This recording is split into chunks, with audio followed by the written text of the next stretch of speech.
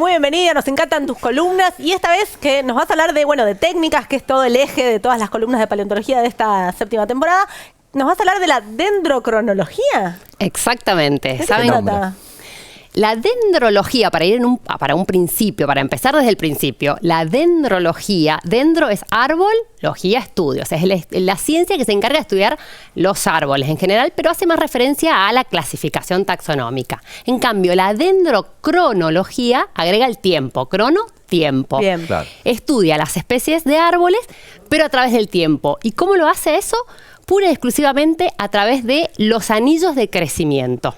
Me encanta. Los famosos anillos de Claro, crecimiento. claro que sí. Todos alguna vez vimos un corte de una madera y pudimos ver esos círculos concéntricos o algunas veces un poco más alargados, pero siempre vemos esas lineecitas que se ven.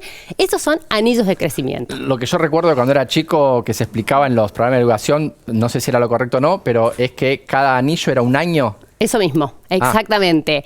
Bien. Es muy fácil saber cuántos años tiene un árbol si tuviésemos un corte perfecto, porque podríamos contar cada uno de sus anillos y saber qué edad tenía. ¿Y eso por qué se da? ¿Se imaginan por qué hacen esos anillos los árboles cuando crecen? Y cada año crecerá la corteza, supongo, no sé. Claro, pero sí, yo supongo que al haber invierno y verano no crece igual en el invierno y el verano. Exacto. Bien. Es por ahí. Digamos, el crecimiento de los árboles está en relación del ambiente, de las condiciones ambientales. Entonces, su crecimiento es una respuesta a esas condiciones ambientales.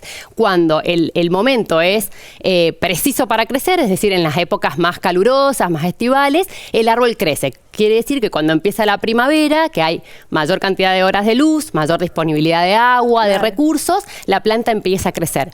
Cuando comienza el otoño y el invierno, los días se acortan, la luz comienza a ser de menor calidad y menor tiempo, entonces, y lo mismo con las precipitaciones y los nutrientes, no importa en el lugar donde estemos, el crecimiento cesa. Claro. Entonces, ese tejido que se generó durante la época favorable, se acumula y cuando es corta, deja de crecer. Y eso hace una marca. Y vuelve a empezar el ciclo siguiente. ¿Y los árboles, estos anillos de los árboles, se pueden quedar en el registro fósil? Bueno, sí, por supuesto. Eso vengo a contarles un poco. Pero antes de entrar al registro fósil, quería contarles acerca de qué información podemos sacar de los anillos. Porque no solamente saber cuántos años tenía la planta, sino más bien conocer el ambiente donde creció esa planta. A ver. Podemos conocer muchísima información de esos anillos, pero para saber más de eso, como siempre hacemos, fuimos a hablar con los que más saben de la temática. Ahí están con nosotros. Hola, ¿qué tal? Les presento a Euge e Ignacio desde Mendoza. Nos van a contar muchísimo acerca de esta subdisciplina. Un gusto. Muy bienvenidos a la Liga de la Ciencia. ¿Cómo están? Hola, ¿qué tal? ¿Cómo están? Me encanta que ahí tienen todo en el laboratorio. Ahí veo un corte de un árbol. Bueno, son los especialistas en Argentina de la dendrocronología. ¡Qué lujo! Acá la Liga de la Ciencia por Zoom, tenerlos acá. Bueno, cuéntenos, ¿cómo son sus investigaciones? Mayormente utilizamos el ancho de anillo como una medida de productividad de los árboles, pero hay muchos otros parámetros que se pueden leer en los anillos. Los árboles nos cuentan su vida, no solamente a través del ancho, sino, por ejemplo, a través de la composición química de los anillos, a través de los cambios de densidad, a través de anomalías en la anatomía, ¿sí? Los cambios anatómicos de la madera, o incluso heridas que pueden ocurrir y que quedan marcadas en los anillos. Ignacio, dijiste algo muy lindo recién, que es la de que los árboles nos cuentan su historia. Me pareció muy poético, muy lindo. Y entonces quería aprovechar ese pie para preguntarles, bueno, ¿qué les contaron últimamente los árboles, con ustedes que hablan mucho con ellos? Por ejemplo, mi zona de estudio son los bosques montanos, lo que se llaman yungas, de acá de Argentina, de Perú, de Bolivia. Y lo que estamos viendo a través de los anillos de crecimiento es que en las últimas décadas ha habido un aumento en las precipitaciones. Nosotros tenemos cronologías de unos 400 años más o menos, y en los últimos 40, 45 años vemos que el crecimiento ha aumentado muchísimo, y eso lo podemos relacionar con el cambio de regímenes de lluvia que ha habido, digamos, para toda esta zona. En cambio, si uno se va para para bosques más de Patagonia, por ejemplo, puede ver que ha habido aumentos en temperatura. Entonces, dependiendo de dónde uno se esté situando y dónde esté muestreando los árboles y el sistema climático que haya, los árboles nos van a estar contando cosas diferentes.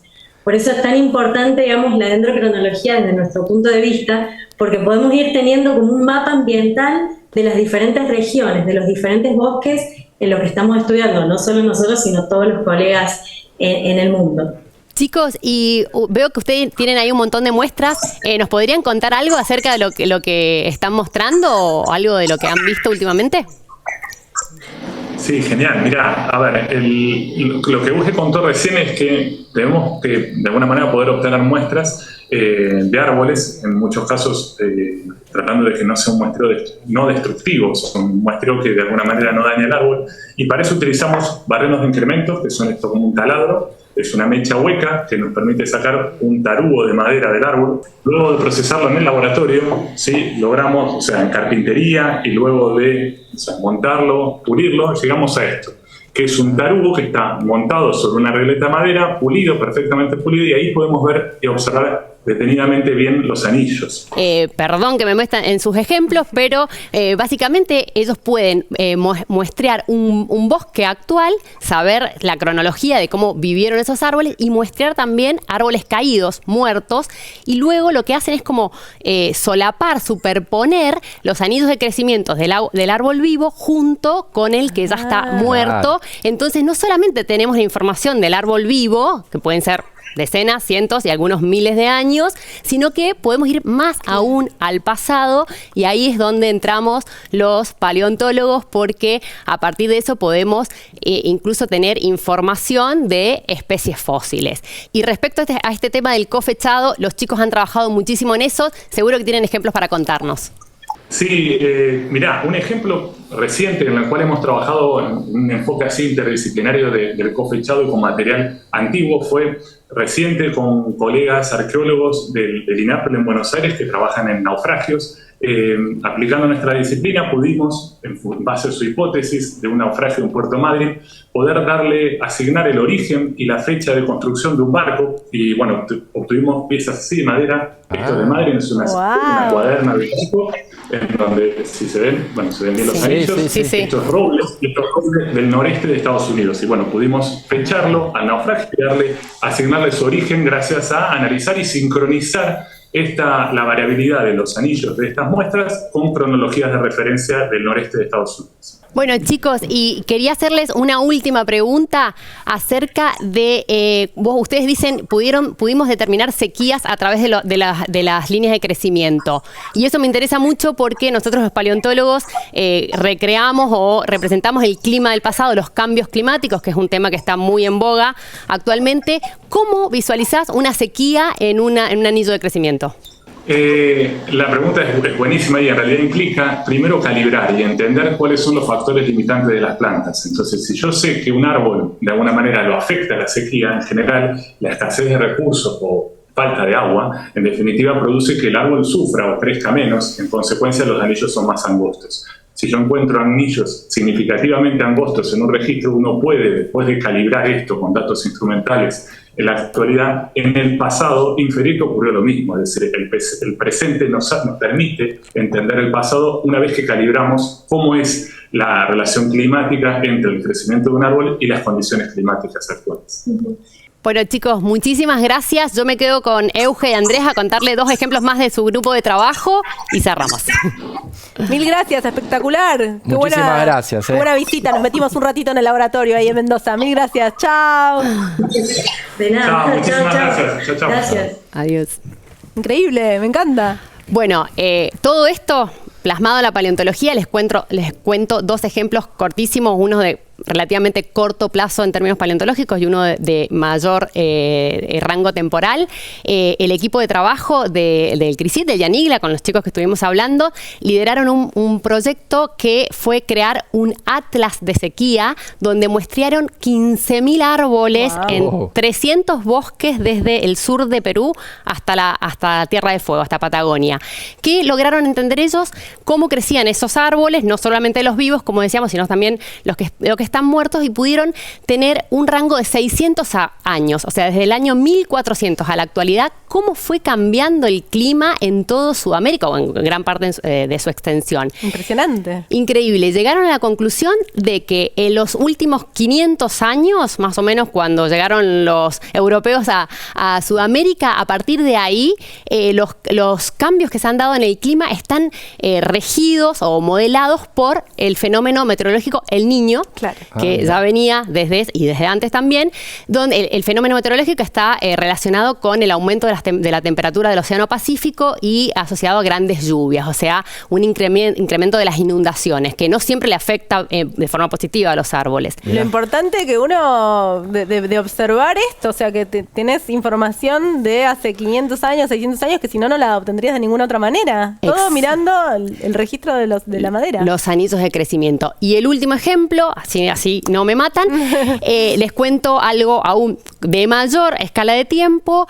También gente del grupo de investigación de Mendoza hace unos años participó de una investigación donde descubrieron en 1960 hubo un gran terremoto en Chile, en el sur de Chile, y esto hizo que el terreno se aparecieran diferentes, o sea, se desnivelara, y en esos movimientos tectónicos apareció un bosque petrificado en la zona de Puerto Montt. O sea, tocones que se llaman, que son troncos, la base de los troncos, fosilizados, al lado contiguos a un bosque actual de alerces. Eran bosques petrificados de alerce. Wow. ¿Qué hicieron los investigadores? Analizaron los anillos de crecimiento de los fósiles y los anillos de crecimiento de los ejemplares vivos. Primero dataron la edad de esos fósiles. Estos árboles vivieron hace 50.000 años. Wow. O sea, que esos bosques de alerce vienen desde al menos hace 50.000 años, y pudieron ver que en las líneas de crecimiento estos árboles murieron aparentemente repentinamente en un mismo momento. O sea, todo el último anillo de crecimiento, que es el último año de vida del árbol, coincide con los de todo el bosque petrificado. Es decir, que murieron todos juntos en un mismo momento. Exactamente, Euge. Está relacionado con la actividad volcánica. Sugieren los autores que probablemente ceniza volcánica o lava hizo que los árboles murieran todos en un mismo momento, que es algo que no pasa naturalmente. Y lo que pudieron ver a través de sus líneas de crecimiento fueron los cambios climáticos. Como en 1200 años que tenían aproximadamente estos árboles, vivían en un ambiente muy similar al que tenemos actualmente, es decir, un ambiente interglaciar que no hace demasiado frío, pero justamente nuevamente vieron que el efecto de El Niño, o sea, el mismo fenómeno meteorológico que actúa actualmente, que es un fenómeno cíclico que se da cada 2 o 7 u 8 años, estaba registrado en los anillos de crecimiento de hace 50.000 años atrás. Entonces lo que podemos ver es que estos fenómenos actuales también ocurrían en el pasado, y esta información, junto con el atlas que hablábamos recién, nos sirve principalmente no solo para tener información, sino para predecir cambios futuros. Gracias, Ceci, estuvo espectacular. No sabía que la dendrocronología nos permitía conocer tanto sobre el pasado, y muchas gracias por comunicarnos con los investigadores en Mendoza. Estuvo buenísimo. Sí, nos encantó. Espectacular. Además, a mí me encanta después de 7 temporadas seguir aprendiendo cosas nuevas gracias a nuestros columnistas geniales como Ceci. Gracias, Ceci. Gracias a ustedes. Muchas gracias, Ceci. Y ustedes no se vayan, porque se viene una clase magistral con un médico e investigador sobre una enfermedad neurodegenerativa. Ya venimos. La liga de la ciencia es alfa, es beta. La liga de la ciencia. En San Juan fortalecemos la ciencia, la tecnología, la innovación, apostando al desarrollo sostenible, con equidad e inclusión. Nuestras plataformas estratégicas orientan la producción del conocimiento, los desarrollos tecnológicos, la especialización académica y la formación de trabajadores y trabajadoras. Conoce todos los programas en las redes oficiales de nuestra Secretaría de Ciencia, Tecnología e Innovación. El conocimiento es un derecho. San Juan. Es nano, es mega. La liga de la ciencia es alfa, es beta. La liga de la ciencia.